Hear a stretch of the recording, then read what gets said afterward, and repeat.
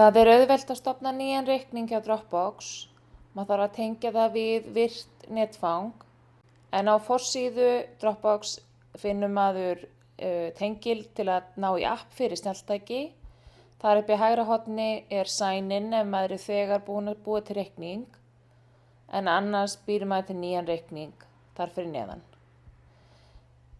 Þegar maður er búinn að skrá sig inn þá kemur maður inn á aðalsíðu notandans sem í þessu tilviki er með mikið af skjölum og þarna birtast möppur og skjöl.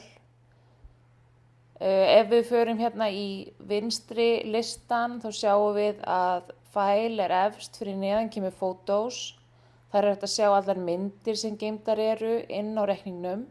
Og ef farið er í sharing er hægt að sjá allar möppur sem ég hef deilt með öðrum eða aðrir hafa deilt með mér.